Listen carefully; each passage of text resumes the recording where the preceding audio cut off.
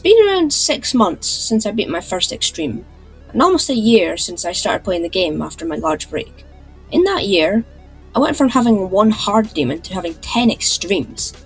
I have strong opinions about my enjoyment out of some extremes I've beaten. You can probably guess which ones, although I want to rank them all in a video to show you guys my opinions on other aspects of it. Like Technical's video, gameplay will equate to 60% of the total mark, decoration 30%, and song 10%. I will reconsider all my enjoyment rates out of these levels from what I said in the descriptions of the completion videos. In the descriptions, you're probably going to see like enjoyment rate 60 out of 100 or something. I have some weird ass opinions, so if you don't want a 90% chance of being offended in this video, I suggest you click off. Without further ado, let's get into my extremely biased opinions.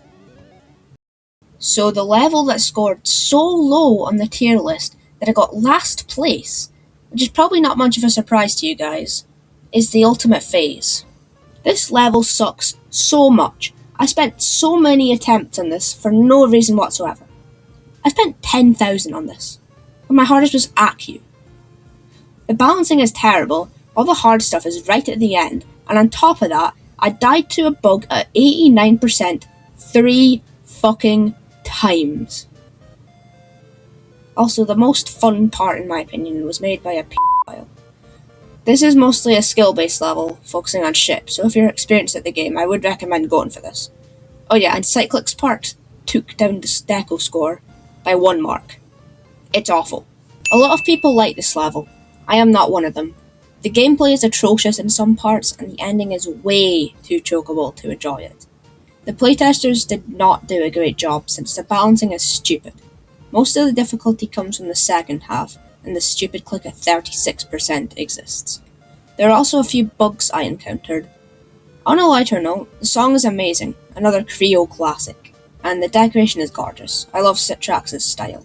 There's not much to say about this level. I beat it in 1,000 attempts. All I can really say is it's very mid, but the gameplay's kind of fun. I flipped the ending, which is the most difficult part, by quite a big margin, which is also why I don't really mind the bad balancing. My experience with this level was very weird. I wanted to beat it, but never got around to it. Like, I tried to beat it several times, but I always failed and gave up. I then decided one evening I would beat it since my friends kept pressuring me to do it. I'm actually so glad they did pressure me, because this level is a blast. Anything past Michigan feels so good to play, and in the end, most attempts I got was at Michigan or past Michigan. Also, any attempt past Crack, I got into the 90s, which is crazy for a level of this difficulty. It might be because it was just skill-based, I have absolutely no clue. The deco is good, but is weighed down by a few parts such as Havoc and Michigan. The song is extremely intense, which adds to the second drop by quite a lot. One thing that bothers me is how unfun the first few parts are. The first ship into the ball never got consistent for me, and in the end, is where all my attempts went if I didn't get to Michigan. This level has a lot of mixed opinions. I am on the side that likes this level. I got extremely mad at it, but I ended up liking it in the end. The janky nature of the gameplay added to the fun. The dumb ship part at 86 wasn't really a problem for me. It got consistent. Also, the balancing is quite good, although the ending is a bit hard, like the very ending. Overall, a fun level with good decoration. Also, I'm sorry, but 10,000 was never really a good song for me. Just kind of annoying and a bit of an ear sore at the second drop. This level's balancing is not my cup of tea. However, I still ended up enjoying it. The beginning is okay, it gets consistent, but then the drop is insanely fun. The gameplay is extremely satisfying to play, and the song is just so intense. The gameplay score would be a 10 out of 10 if it weren't for the ending and the beginning. But then, all good things must come to an end. You get thrown into 85%, and I swear to God, the Dash Orb and Pink Orb has to be a 60 FPS frame perfect. Must be. They are so difficult and never get consistent. The rest of the ending is just kind of balls. The decoration is gorgeous though, which I'm sure all of us can agree upon. This is one of the more hot takes in this list. I haven't seen a lot of people enjoy this level as much as me, But I have several reasons why the gameplay score is this high. First of all, the core gameplay before the infamous wave isn't bad. It's fun, and most of the clicks are buffers. The Lurney ship duel isn't awkward and gets so consistent. The level overall plays like an insane demon without the wave, which is why the pre-wave gameplay gets so consistent. Then the wave. Right, so first of all, and don't give me any hate for this, but I find the wave satisfying. It's really inconsistent, I'll give you that, but you get there almost every attempt because the pre-wave gameplay is insane demon, so it doesn't matter all that much. When you get past the wave, you feel really rewarded for it. A sense of satisfaction. Also, the swing after the wave is insanely fun, and everything after the swing is the same story as the pre-drop. The deco falls under the same roof as Bloodbath, as looking great, except a few parts looking below par. The song is amazing though, there's no denying that. I got extremely frustrated with this level. The wave parts were not very consistent, and it's all I expected to die to when I got far. Nevertheless, I pushed through and beat it. After I beat it, I played it again, and for some reason, the wave parts got really consistent. This, in turn, brought my enjoyment up by quite a lot. Apart from the wave parts, the rest of the gameplay is insanely fun. The song, being one of my favourite Geometry Dash songs, creates a vibey atmosphere that I dig. The gameplay would be a 10 out of 10 if not for the AQ balancing. This level's ending is far less forgiving simply because it's harder. I died there quite a few times, which in my opinion was quite lucky, because I still can't get consistent at that part.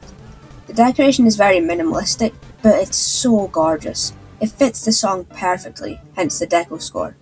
The ship at 51 is definitely my favourite part of the level, because the song is at its climax there, and the gameplay is very intense. The last click of the ship is pretty bad though. When I first tried this level, I couldn't do shit. After a week, I gave it another shot and got the last ship to 100 almost instantly. After that, the consistency was overflowing. I couldn't die to anything, and before I knew it, I got 50 to 100, the duel to 100. I tried playing from 0, and the spider orb clicks that some might find rather inconsistent got extremely consistent for me. I couldn't die to them. I was getting new bests every second I played, and because of this, my enjoyment went up exceedingly. I beat this in a very acceptable amount of time. I beat this in around 3,000 attempts, which at my skill level at the time was pretty darn good. The core gameplay was extremely fun, like an 8 out of 10, and because there weren't any gameplay issues, the gameplay score stayed the same. On top of the exceptionally fun gameplay, the level is fucking gorgeous. It's one of, if not the best extremes I have ever laid my eyes on. The visual effects are unmatched by any other extreme. Any attempt on this level was spent looking at the stunning visuals, so I didn't even care if I died at 81. My worst fail, by the way. To be number 1 on this list, you need to do things no other level has done. I have a lot of history with this level. I tried this after Rivers of Nazareth and got hooked instantly. It was my favourite level at the time, and it still is. I got small runs such as 81 to 100, and then after a bit more playtime, I got into 3 runs. After that big accomplishment, I gave it up and tried different levels, like Moment. But when I beat Bloodbath, I wanted to do a new hardest as my 10th extreme, because Bloodbath was my 9th extreme. So naturally, I picked the level that I had the most history with. I got Freedom Away into 2 runs within the first day of coming back to it. After all that, I beat it in about a week. I was happy that I did that since this is my favourite extreme, and will be for a while. The gameplay is amazing, except a few parts such as Enlex, which got consistent in the end, but took so long to get consistent. The decoration is beautiful, but it's not as good as Rivers of Nazareth. And the song. Oh boy, is this my favourite Geometry Dash song. I love everything about this song. It never loses its intensity and it just keeps going. The part in the middle of the piano solo is just so good. Freedom Dive is an amazing song. Thank you for watching. This is the most effort I have put into a video and I hope that you enjoyed it. I might make a part 2 if I get 20 or even 30 extremes done. Thanks again for watching and I hope you have a good day. or night. Peace.